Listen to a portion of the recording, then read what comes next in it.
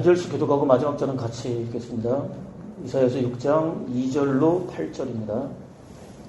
스랍들이 모시고 섰는데 각기 6날개가 있어 그 둘로는 자기 얼굴을 가리었고 그 둘로는 자기의 발을 가리었고 그 둘로는 날며 서로 불러이르되 거룩하다 거룩하다 거룩하다 만군의 여호와여 그의 영광이 온 땅에 충만하다 하더라. 이같이 화답하는 자의 소리로 말미암아 문지방에 터가 요동하며 성전에 연기가 충만한지라. 그때 내가 말하되 화가다 나의 왕왕에 되었도다. 나는 입술이 부정한 사람이요 나는 입술이 부정한 백성 중에 거주하면서 만군의 여호와의 신망을 배웠으리로다 하였더라. 그때 그 수랍 중에 하나가 부젓가락으로 제단에서 집은 바 핀숯을 손에 가지고 내게로 날아와서 그것이 내 입술에 대며 이르되 보라 이것이 내 입에 닿았으니 내 안에 제하였고 내 죄가 사하여졌느니라 하더라. 내가 또 주의 목소리를 들으니 주께서 이르시되 내가 누구를 보내며 누가 우리를 위하여 갈고 하시니 그때 내가 이르되 내가 여기 있나이다 나를 보내소서 하였더니. 아멘.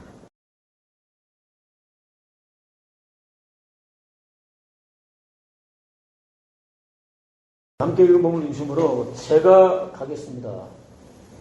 제가 가겠습니다 라고 하는 제목으로 함께 말씀을 나누도록 하겠습니다.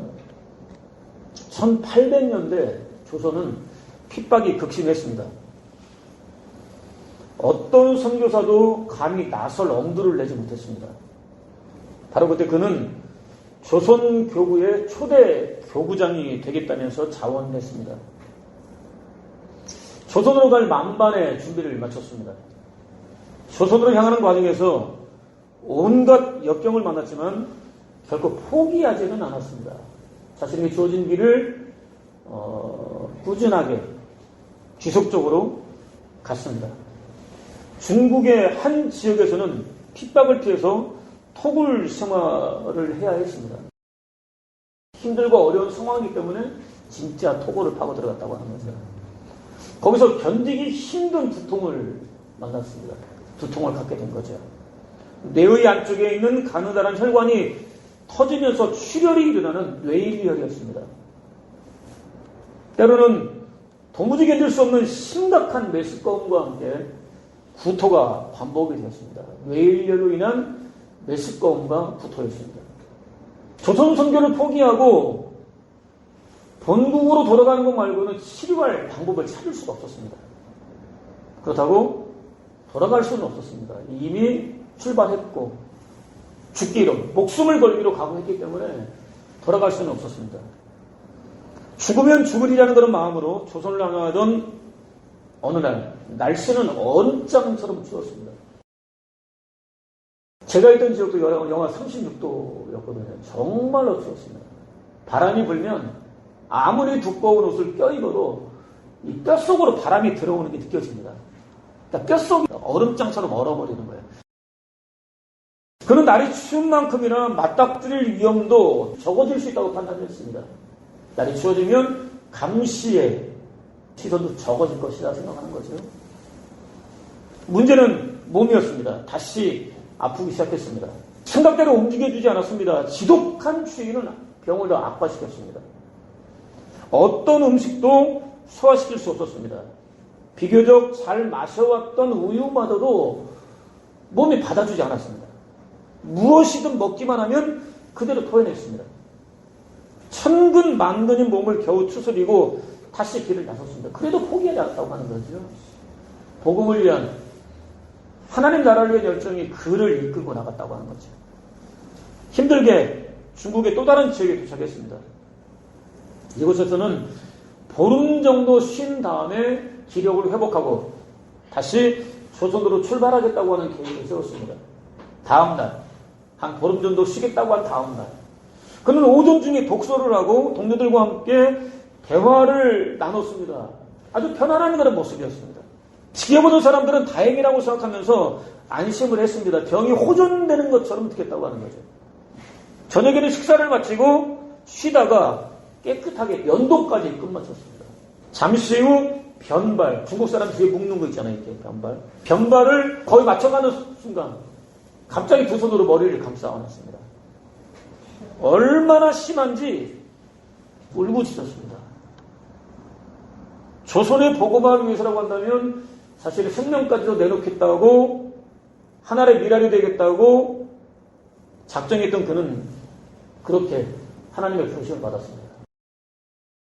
너무 허무한 죽음같이 보입니다. 그도 그럴 것이 조선 땅에는 한 발자국도 들여놓지 못한 채 길 위에서 생을 마감하고 말았기 때문입니다. 한편 그는 나는 그 모든 어려움을 예상했다. 그보다 더 큰 어려움에 봉착하리라는 사실마저도 납득하고 있었다. 따라서 이 길고 지루하며 고통스러운 여행에서 당해야 했었던 온갖 방해들에 대해서 나는 조금도 놀라거나 기가 죽지 않았다. 우리가 조선 사람들을 만나러 나서지 않는다면 그들은 절대로 우리를 맞으러 오지 않을 것이다. 우리가 그들 나라에 갈 수 있다는 사실을 그들에게 확실히 증명하기 위해서는 가서 문을 두드려야 한다라고 말했습니다. 견디기 힘든 육적, 영적 고통에도 한 번도 조선 선교에 대한 꿈을 내려놓지 않았습니다. 조국 프랑스로부터 무려 4,500km에 이르는 고달픈 여행길을 마다하지 않았습니다.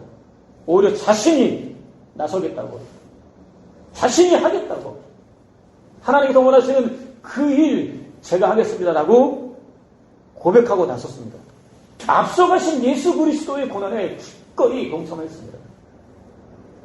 그가 어떻게 그렇게 할 수 있었을까요? 하나님을 만났기 때문이겠죠. 하나님 안에 있는 희망을 발견했기 때문이겠죠. 희망 없이 절망 속에 몸부림치는 영혼들을 보았기 때문이겠죠. 그렇다고 한다면 오늘 저와 여러분은 과연 어떻습니까? 복음을 땅끝까지 증거하라는 예수 그리스도의 대위임령 앞에서 제가 가겠습니다 라고 말할 수 있겠습니까? 견디기 힘든 고난과 위험과 굶주림이 기다리고 있다는 사실을 충분히 알 수 있는 상황 속에 자신을 기꺼이 내던질 수 있겠습니까? 남왕국 유다의 우시야 왕은 자신을 통해서 나라의 정치, 경제, 사회가 전성기 때의 중흥이 이루어지자 교만했습니다. 잘 되니까. 자신을 통해서 새로운 그런 그 나라가 세워지고 나니까 교만했습니다. 자신이 제사를 직접 드리겠다고 나섰습니다. 180여 명의 동료들과 함께 적극적으로 만류하는 대제사장의 말을 무시했습니다. 제사를 끝까지 드리겠다고 고집을 부렸습니다. 동시에 문둥병이 걸렸습니다. 즉시 격리 조치되었습니다. 이선으로 물러났습니다. 결국에 유배되었습니다. 남왕국 유다의 중흥을 이루었던 탁월한 왕에게는 전혀 어울리지 않는 비참한 최후를 맞고 말았습니다. 이제 나라가 조금 된다 싶었는데, 정치적으로, 경제적으로, 사회적으로 안정이 된다 싶었는데 그것을 이루어내던 왕이 하루아침에 죽은 거예요. 백성들의 절망은 어땠을까요? 거기다 설상가상 아수르가 신흥 세력으로 떠오르고 있었습니다. 강력한 영향력을 행사했습니다. 무지막지한 정복 전쟁을 펼쳤습니다. 중근동 지역은 한치 앞을 내다볼 수 없는 혼란의 소용돌이 속으로 빠져들어가고 말았습니다. 영적 상황은 더욱더 암담했습니다. 안팎으로 어려운 상황인데 거기다 영적 상황까지 악화인료를 걸었다고 하는 것이죠. 백성들은 이제까지 자신들의 보호자가 되어주셨던 하나님을 떠났습니다. 가증스러운 우상숭배에 빠졌습니다. 완전히 매몰된 채 빠져나오지 못했습니다. 또 가증스러운 제사 노름에 빠졌습니다. 이 부분을 우리가 좀 기억을 할 필요가 있을 것 같습니다. 우상숭배라고 하는 얘기는 정말로 많이 들어왔던 거지만 제사 노름이라고 하는 것은 그렇게 많이 들을 수는 없는 것 같아요. 물론 심각성을 느끼기는 하지만 말하는 사람은 그렇게 많지 않은 것 같아요. 제사 노름에 빠졌습니다. 제사는 그야말로 화려했습니다. 웅장했습니다. 헤아릴 수 없이 많은 재물이 그 제사용으로 사용되었습니다. 얼마나 많은 재물로 바쳤는지 그 재물로부터 나온 기름이 마치 강같이 흘렀습니다. 그들이 얼마나 부유하고 풍성하며 윤택한 생활을 하고 있었는데 충분히 확인할 수 있습니다. 우시야 왕 당시에 정치, 경제, 사회, 문화가 안정이 되면서 솔로몬 시대와 버금가는 번영이 그들에게 주어져 있었다고 하는 것이죠. 정말로 어느 때보다 잘 살았다. 다윗, 솔로몬, 바로 이 우시야 정도가 최고의 절정이다 이렇게 말할 수 있는 거죠. 아무튼 그들은 율법의 요구를 완벽하게 실현했습니다.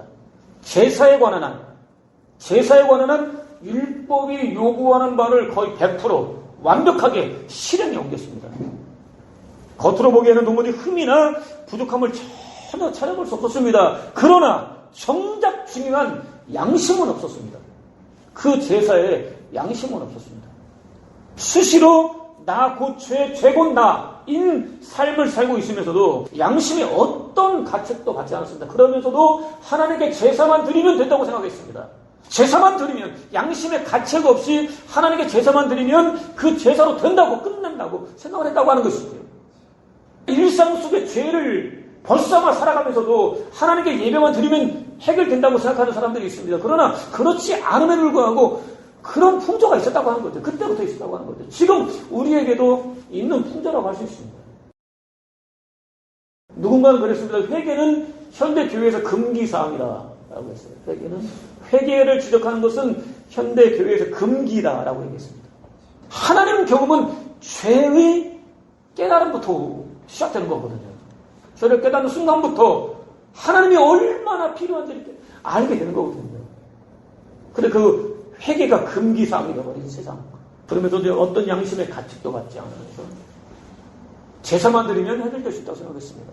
또 그들이 드리는 제사에는 마음이 없었습니다. 그들은 이미 마음을 우상에게 바쳤습니다. 그들의 마음은 우상에게 완전히 사로잡혀 있었습니다. 우상에게 바친 것이 할 수 없어서 어쩔 수 없어서 하지 못해서 불가항력적으로 바쳐졌다? 그거 아닙니다. 의도적이었습니다. 의지적이었습니다. 우리의 죄는 언제나 의지적입니다. 의도적입니다. 아담과 하와의 죄는 의도적입니다. 의지적입니다. 그들이 모르고 지은 죄가 아닙니다. 하나님처럼 될 수 있다고 하는 유혹 앞에 넘어간 거예요. 내가 하나님처럼 될 수 있다라고 하는 사실 앞에 그들은 어떤 의도를 품은 거죠. 의지를 갖게 된 거죠. 그래, 하나님처럼 되고자라고 하는 의지를 품고 의도적으로 선악과를 따먹은 거죠. 이 당시에도 마찬가지였다고 하는 거죠. 의지적이었습니다. 의도적이었습니다. 그러면서도 제사만 드리면 된다고 생각을 했습니다. 마음이 없는 예배는 예배가 아니지요. 예배일 수 없죠. 하나님을 너무 가볍게 경홀히 여기는 처사 아니겠습니까? 또 그들에게는 순종이 없었습니다. 순종은 그림자도 찾아볼 수 없었습니다. 율법에 정해진 제사를 드리는 이유는 하나, 목적이 있어서였습니다. 하나님께 순종하기 위해서가 아니라 복을 받기 위해서였습니다. 그들은 제사를 하나님이 아니라 자신을 위해서 드렸습니다. 그들은 자신을 우상처럼 섬기고 있었습니다. 그들이 정말로 많은 우상을 만들어내야만 했던 이유가 과연 뭘까요? 누구를 위해서? 나를 위해서였겠지. 다른 나라의 왕들을 사모하고 다른 나라 사람들이 섬기는 우상들을 사모했던 이유는 그들은 잘 되는 것 같거든요. 그들이 바알을 섬기니까, 아세라를 섬기니까, 밀곰을 섬기니까 잘 되는 것 같거든요. 동시에 자기들의 삶이 잘 될 거라고 생각을 했다고 하는 거예요. 근데 궁극적인 이유는 자기 자신이라는 얘기죠. 우상을 위해서가 아니라 자기 자신을 위해서라고 하는 것이죠. 그들은 자신을 우상처럼 섬기고 있었습니다. 하나님은 자신이 원하는 바를 이루어주는 여러 가지 수단들 가운데, 곧 우상들 가운데 하나 정도로 열겠습니다. 원하는 바를 이루어내라고 요구하기 위해서 제사를 드렸습니다. 내가 원하는 것이 있습니다. 이거 내가 제사를 드릴 테니까 이거 이루어 주십시오 라고 요구하기 위해서 제사를 드렸다고 하는 것이죠. 우시야 왕이 다스리던 시대, 정치, 경제, 사회, 문화적으로 부흥을 이루던 그런 시대의 사람들이 삶 속에서 나타내고 있었던 그 특징이라고 하는 것이죠. 무엇하러 이 많은 재물을 나에게 바치느냐? 나 이제 순양의 번제물에는 물렸고 살찐 짐승의 기름에 지쳤다. 황소와 어린 양과 순염소의 피는 보기도 싫다. 너희가 나를 보러 오는데 도대체 누가 너희에게 네 집들을 짓밟으라고 하더냐. 더 이상 헛된 재물을 가지고 오지 마라. 이제 재물 타는 냄새는 구역질이 난다. 초하루와 안식일과 축제의 마지막 날 모여 하는 헛된 짓을 나는 더 이상 견딜 수 없다. 너희가 지키는 초하루 행사와 축제들이 나는 정말로 싫다. 귀찮다. 이제는 도저히 참을 수 없다라고 하는 하나님의 책망을 들을 수밖에 없었습니다. 절망이었습니다. 나라를 부흥으로 이끌었던 왕이 갑자기 문둥병이 들어서 격리되고 죽고 외세는 점점 강성이 오고 안으로 볼 때도 영성으로 하나님을 완전히 떠나서 성민이라고 하는 이름을 가지고 있지만 하나님의 사람인지 도저히 구별이 안 되는 그런 삶을 살아가고 있는 상태. 선지자에게는 절망으로 보였습니다. 그야말로 절망입니다. 그때 선지자는 하나님의 성전을 찾았습니다. 하나님을 찾았습니다. 하나님께서 그에게 환상을 보여주셨습니다. 하늘 성전이었습니다. 하나님께서 높은 보좌에 앉아 계셨습니다. 바로 그 하나님, 형용할 수 없는, 아무리 감추려고 몸부림쳐도 드러날 수밖에 없는 세상 어떤 왕도 감히 흉내낼 수 없는 영광과 권위로 충만하셨습니다. 하나님을 보는 그 순간 그 영광이 압도되어 버렸습니다. 하나님의 권위에 압도되어 버렸습니다. 저는 예상하지 못했던 하나님 경험이었습니다. 이제까지 선지자가 하나님을 떠나 있었던 것은 아니지 않습니까? 그런 그가 하나님을 목격한 순간 압도되어 버렸습니다. 동시에 자신과 남왕국 유다의 희망은, 유일한 희망은 하나님이라는 사실이 깨달아졌습니다. 하나님, 이 하나님이 오늘 우리의 유일한 희망이 있구나, 절망에서 걷어내실 수 있는 희망이시구나라고 하는 사실을 깨달았습니다. 본문은 이렇게 시작이 됩니다. 2절입니다. 같이 읽겠습니다. 스랍들이 모시고 섰는데 각기 6날개가 있어 그 둘로는 자기 얼굴을 가리었고 그 둘로는 자기의 발을 가리었고 그 둘로는 날며. 아멘. 스랍들은 일반적으로 천사라고 알려져 있습니다. 뭐 천사들도 계급이 있다고 하는데 그 계급까지는 모르겠고요. 아무튼 여기서 나타나는 그 스랍들은 하나님을 찬양하는 천사로 알려져 있습니다. 6개의 날개를 가지고 있는데 그 날개 가운데 2개로는 얼굴을 가렸습니다. 하나님 앞에서 감히 얼굴을 내놓지 못했습니다. 하나님 앞에서 하나님을 찬양하는 천사라고 한다면 우리와는 비교할 수 없을 정도로 깨끗하고 온전하고 순전하고 거룩할 것 같은데 그들조차도 하나님의 영광과 하나님의 권위 앞에서는 얼굴을 내놓을 수 없었다고 하는 것이죠. 하나님이 얼마나 놀라운 분인지 확인할 수 있습니다. 다른 2개로는 발을 가렸습니다. 유대 사회에서 신과 발은 보통 더러운 죄를 가리킵니다. 찬양하는 천사들조차도 하나님 앞에서는 발을 가려야 했습니다. 자신들을 내놓을 수 없는 거죠. 절대 선이신 하나님 앞에 자신들은 선의 모양도 없다는 거죠. 우리의 모습이 그렇다고 하는 거죠. 나머지 2개로는 언제든지 날아갈 준비를 하고 있었습니다. 그러나 하나님의 뜻이 정해짐과 동시에 조금도 지체하지 않고 즉시 순종할 준비를 끝내고 있었습니다. 뜻, 계획, 작정, 목적은 그것을 품은 존재를 가리킵니다. 뜻이 그 사람입니다. 작정이 그 사람입니다. 하나님의 뜻이 하나님입니다. 그렇기 때문에 천사들이 순종하려고 하는 뜻, 그 뜻은 곧 하나님입니다. 뜻 역시 두려울 정도로 압도적입니다. 감히 토를 달 수 없습니다. 설명이나 이해 등을 구할 수도 없습니다. 주어진 즉시 순종해야 합니다. 얼굴을 가리고 자신의 죄됨을 정확하게 깨달아 알고 발을 가리고 죄인임을 고백하고 하나님의 말씀하시면 즉시 순종할 자세를 갖추는 것, 이것은 저와 여러분들에게 반드시 있어야 할 믿음의 자세, 모습이라고 할 수 있습니다. 본문이 이렇게 이어집니다. 3절입니다. 서로 불러 이르되 거룩하다 거룩하다 거룩하다 만군의 여호와여 그의 영광이 온 땅에 충만하도다. 아멘. 거룩은 하나님의 본질입니다. 하나님만 가지신 고유한 특징입니다. 거룩이 빠진 하나님은 존재 자체가 불가능합니다. 아니, 거룩하지 않은 하나님은 하나님이 아닙니다. 하나님은 거룩해야만 합니다. 저와 여러분과 완전히 구별된 존재가 아니라고 한다면 하나님일 수 없습니다. 하나님은 거룩이십니다. 또 거룩은 신비입니다. 누구도 다 이 거룩을 다 이해할 수 없습니다. 세상 지식을 다 갖추었다 할지라도 깨달아 알 수 없습니다. 연구한다고 알아챈 것도 아닙니다. 그렇지만 예수 그리스도 안에서는 누구든지 다 거룩한 존재로 거듭날 수 있습니다. 역시 신비이죠.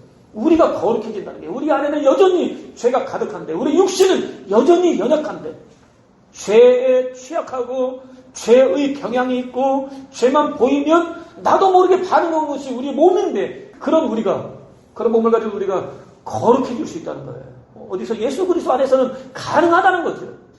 하나님의 거룩도 신비인데 우리가 그 신비에 속하는 거룩함에 참여할 수 있다고 하는 것이 바로 성경의 가르침이라고 하는 겁니다. 은혜인 거죠. 이것을 지켜보는 선지자의 마음이 뜨거워집니다. 감동이 밀려옵니다. 반면 영광은 허물과 죄로 죽은 인간 구원과 관계된 하나님의 모든 역사들을 가리킵니다. 영광은 거룩하신 하나님께서 저와 여러분의 구원을 위해서 행하시는 모든 역사를 가르치긴다고 하는 거예요. 신비의 영이 하는 거룩과는 다르게 온 땅에 충만합니다. 생활 속에서 얼마든지 경험할 수 있습니다. 누구든지 하나님의 영광을 경험할 수 있습니다.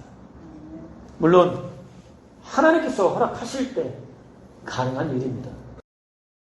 경험한 내용은 천차만별일 수 있죠. 내가 경험한 하나님의 영광이 다라고 말할 수 없습니다. 하나님은 측량 불가, 예측 불가의 하나님 아닙니까? 영광의 종류 역시 예측 불가라고 하는 것이죠. 어떤 사람이 치료로, 어떤 사람이 위로로, 어떤 사람은 격려로, 어떤 사람이 용기 회복으로, 어떤 사람에게는 삶의 문제 해결로 나타나겠죠. 이것이 하나님의 영광이라고 하는 것이죠. 바로 그 하나님의 영광을 천사들이 찬양을 했습니다.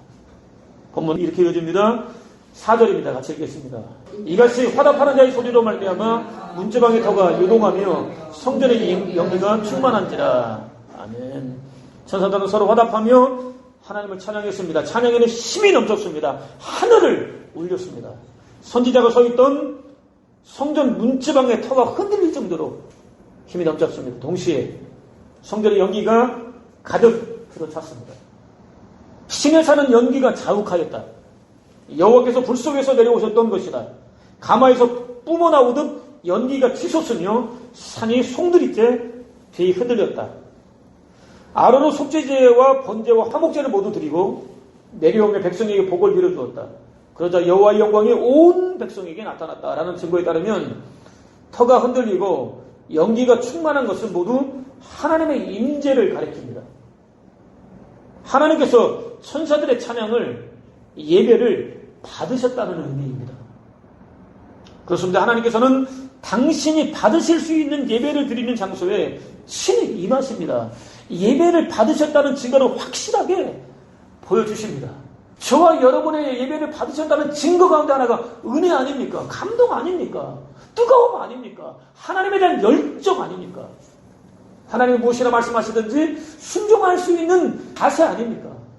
하나님은 우리 예배를 받으실 뿐만 아니라 받으셨다는 증거를 반드시 보여주신다고 하는 거죠. 하나님께서 기쁘게 받으시는 예배에 들어가야 될 요소가 무엇인지 확인할 수 있습니다. 하나님의 하나님 되심을 가장 확실하게 증거하는 하나님의 거룩하심을 선포하는 것입니다. 하나님은 거룩이십니다. 거룩하십니다. 우리는 감히 흉내조차 낼 수 없습니다. 그 하나님의 거룩하심을 선포하는 것입니다. 온 땅에 충만한 하나님의 영광을 선포하는 것입니다. 하나님께서 우리의 삶 속에 함께 하시면 우리가 상상할 수 없는, 예측할 수 없는 놀라운 증거들이 나타날 수 있습니다. 라고 고백하는 것입니다. 하나님은 그런 일들을 당신의 사랑하는 백성들을 위해서 행하시는 분입니다. 라고 선포하는 것, 이것이 예배의 요소여야 된다고 하는 것이죠. 언젠가 남광 목사님 그랬죠. 현대교회에 찬양이 없다 그랬어요. 그죠? 저는 그게 마음으로 다가왔어요. 오늘 우리 교회의 찬양은 주로 고백이에요. 내 바람이에요. 내 기대예요. 근데 예전에 70년대 80년대 그때 찬양은 경배였어요. 하나님을 경배하는데 은혜가 임했어요. 뜨거워졌어요. 하나님의 하나님 되심을 외쳤는데 무엇인가가 이루어진 것도 아니고 환경이 바뀐 것도 아닌데 마음이 뜨거워졌단 말이죠. 마음이 뜨거워지면서 하나님을 향한 나도 모르는 열정이 생겨났단 말이죠. 하나님의 거룩하심을 선포하고 하나님의 영광을 선포하는 그 자리에 하나님이 임재하시고 우리의 삶 속에 필요한 은혜를 우리가 구하지 않아도 우리가 외치지 않아도 채우시는 분이라고 하는 거죠. 바로 그 증거가 지금 하늘 성전에서 보여지고 있는 거예요. 본문이 이렇게 해줍니다. 5절입니다. 그때 내가 말하되 화로다 나여 망하게 되었도다. 나는 입술이 부정한 사람이요 나는 입술이 부정한 백성 중에 거주하면서 만군의 여호와이신 왕을 배웠으리로다 하였더라. 아멘. 화로다 나여 망하게 되었도다를 직역하면 나에게 화로다. 왜냐하면 나는 이제 끝장났기 때문이다. 입니다. 선지자가 하늘 성전에서 진행되어지는 예배를 보고 나더니 나는 죽었다. 나는 끝장났다. 나에게는 더 이상 희망이 없다. 라고 외친 거예요. 절망으로 가득 찬 통곡입니다. 희망이 없어서 내놓을 수밖에 없는 울부짖음입니다. 나에게서 어떤 희망도 찾을 수 없는 거예요. 하나님의 거룩하심과 영광 앞에서 자신이 죽을 수밖에 없는 죄인에 불과하다는 사실을 철저하게 깨달은 사람이라고 한다면 누구든지 지극히 자연스럽게 내놓을 수밖에 없는 반응입니다. 언젠가는 죄 때문에 반드시 죽게 될 것이라는 의미가 아닙니다. 당장은 살아 있는 것 같지만 실제로는 이미 죽은 존재나 마찬가지라는 의미입니다. 나는 내가 살아있는 줄 알았는데 죽었구나 라는 고백이에요. 선지자는 자신이 죽을 수밖에 없는 죄인이라는 사실을 깨달았습니다. 또 남한국 유다에 가득 찬 죄를 보았습니다. 동족의 죄에 대해서 깊은 연대의식 곧 책임의식을 느꼈습니다. 우리에게는 희망이 없구나. 더 이상 희망을 기대할 수 없겠구나 라고 생각했다고 하는 것이죠. 어디를 불러봐도 절망뿐이었습니다. 희망은 그림자도 찾아볼 수 없었습니다. 자신에게서 남한국 유다에게서 외적인 정치적인 상황도 그랬습니다. 그뿐 아니었습니다. 한 가지 더 절망적인 사실이 있습니다. 죽을 수밖에 없는 죄인이 거룩하신 하나님까지 보았습니다. 온 땅에 충만한 영광 가운데 계신 하나님까지 배웠습니다. 그 하나님은 선지자가 말할 수 있는 유일한 희망이었습니다. 붙잡을 수 있는 유일한 희망이었습니다. 그런데 죄 때문에 모실 수 없습니다. 죄 때문에 붙잡을 수 없습니다. 붙잡는 자체가 불가능합니다. 이래도 절망, 저래도 절망.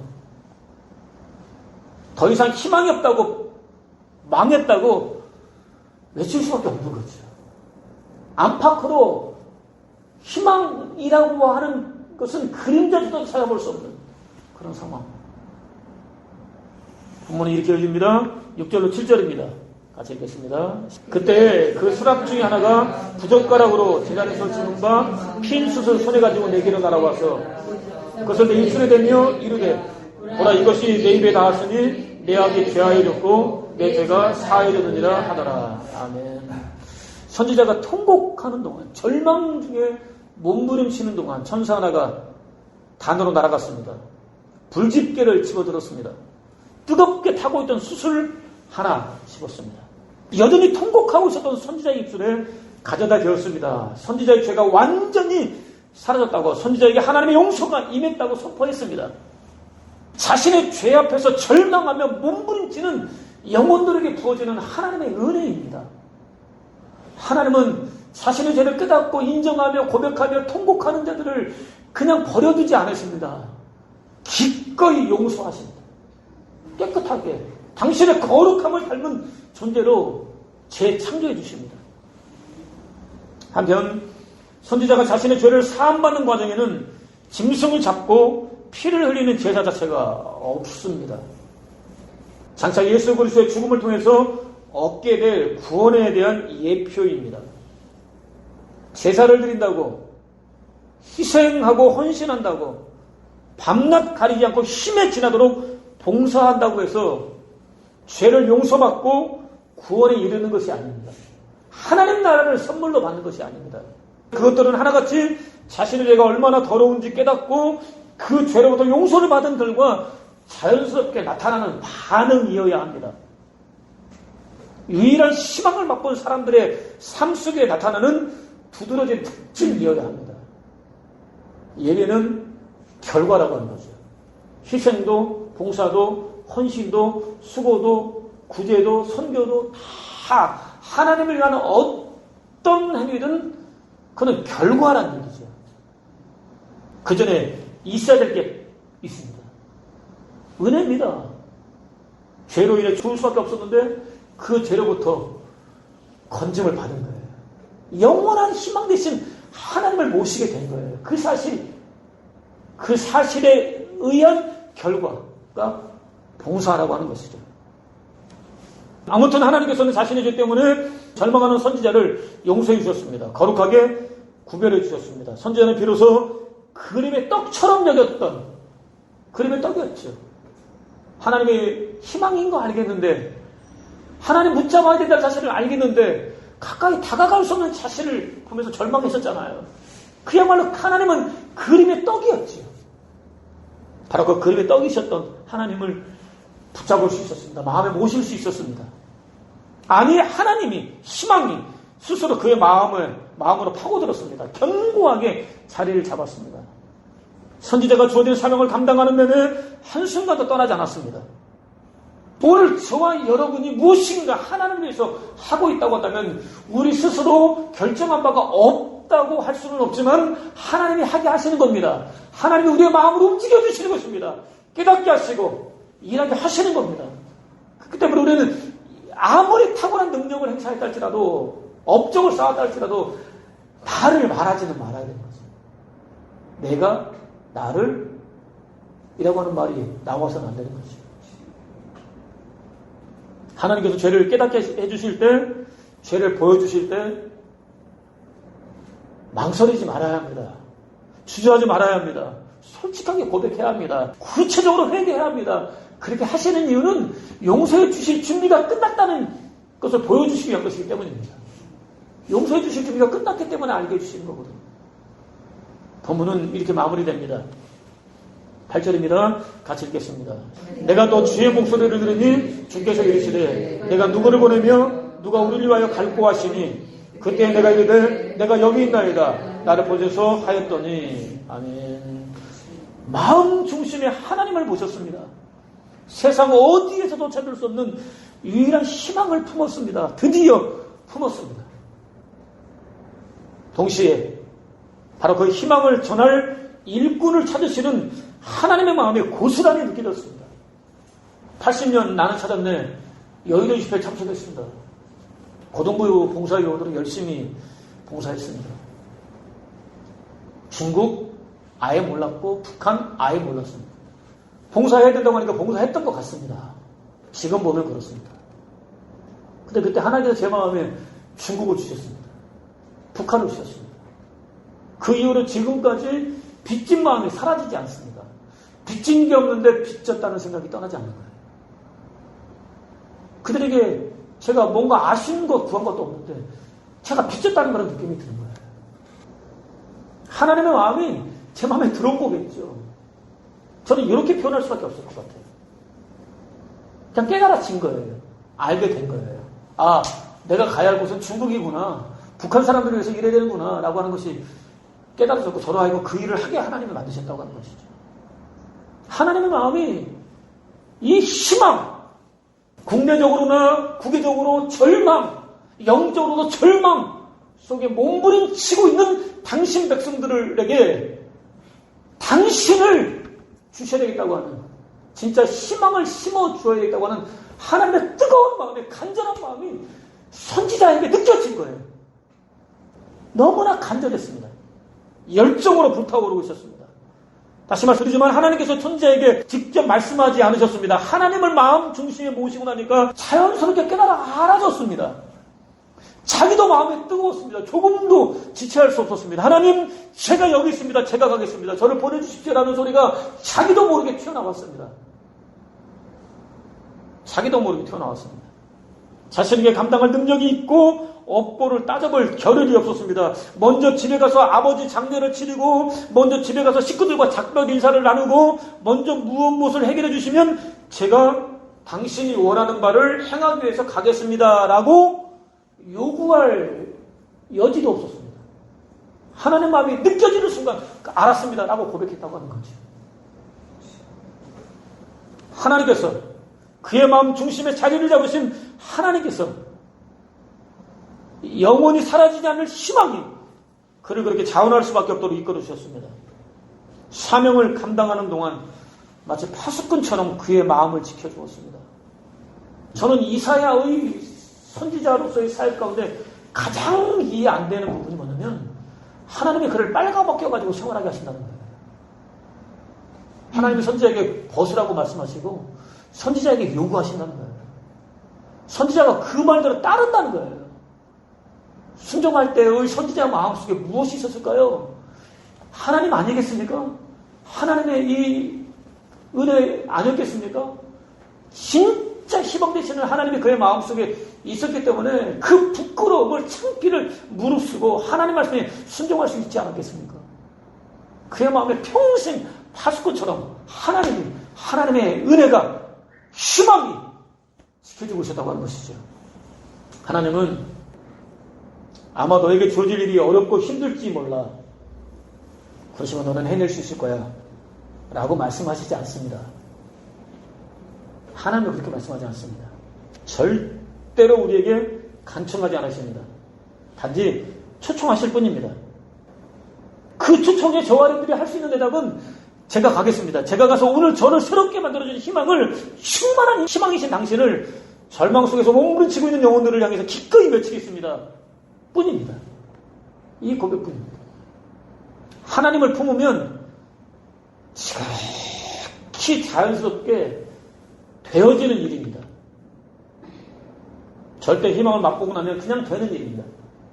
예수 그리스도께서는 당신이 필요한 곳이라면 어디든지 마다하지 않고 찾아가셨습니다. 뜨겁게 내리쬐이는 한낮에 태양빛 아래서 한 여인을 찾아가셨습니다. 거세게 휘몰아치는 폭포물을 뚫고 광인 한 사람을 찾아가셨습니다. 전통과 의식을 중요하게 여기는 사람들로부터 따가운 눈총을 받을 것을 충분히 알고 있으면서도 의도적으로 보란듯이 당신이 필요한 사람을 찾아가셨습니다. 절망 속에서 몸부림치고 있던 영혼들에게 희망이 되어주셨습니다.